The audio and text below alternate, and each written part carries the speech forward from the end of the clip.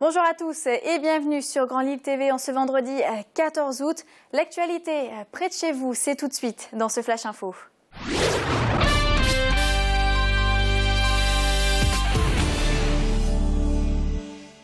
On revient sur les inondations survenues hier après-midi et dans la soirée dans la région Nord-Pas-de-Calais. Une alerte orange aux orages avait été lancée par Météo France plus tôt dans la journée. Mais les habitants ont été surpris par les pluies diluviennes qui ont causé de nombreuses inondations dans la région.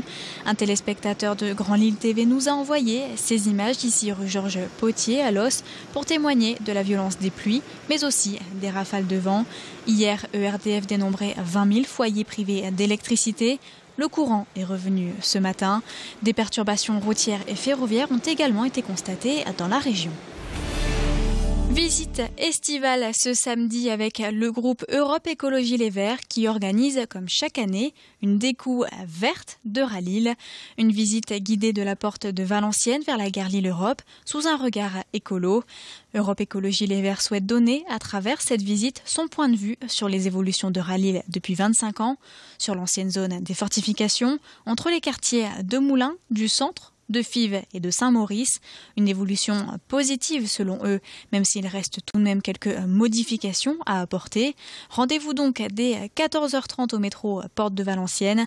La visite est gratuite. Dominique Planck, le guide pour cette visite, était au micro de Clotilde Le Guévac. Tout le monde peut venir, donc on a des militants qui viennent, il y a souvent aussi 1 ou 2 élus ou 3 élus écologistes de la ville qui viennent, qui expliquent ce qu'ils font, mais il y a aussi des gens qui voient ça, qui découvrent ça dans la presse, qui découvrent ça, il y a un réseau un petit peu de gens qui se font du bouche à oreille.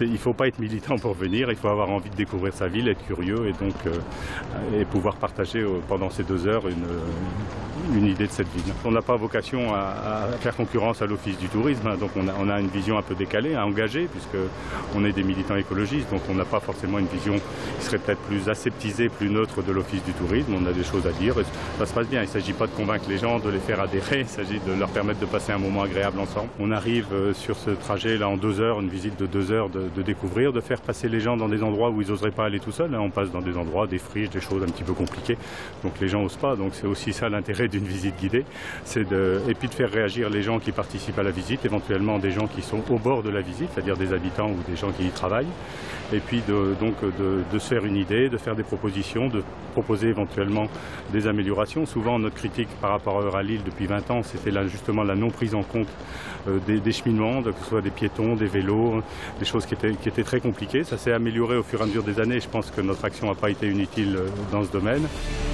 On part à Calais où les migrants sont de plus en plus nombreux à vouloir braver les interdits pour partir en Angleterre en passant par l'Eurotunnel. On le rappelle, un migrant d'origine subsaharienne a trouvé la mort dans la nuit du 28 au 29 juillet, écrasé par un camion alors qu'il tentait d'embarquer sur une navette Eurotunnel. Mais outre cet exemple, 9 migrants sont également décédés depuis juin en essayant de grimper sur les trains d'Eurotunnel. Cette société privée du secteur Transmanche n'a pas souhaité communiquer à ce sujet. Elle souligne tout de même que cette problématique en va de la responsabilité des gouvernements français et britanniques. Ces autorités britanniques ont d'ailleurs déjà déboursé près de 5 millions d'euros à la sécurisation du site de 650 hectares. 10 millions d'euros supplémentaires du gouvernement britannique iront à la pose de nouvelles clôtures et pour des chiens renifleurs. On note qu'environ 2000 migrants tenteraient de s'introduire sur le site d'Eurotunnel chaque jour.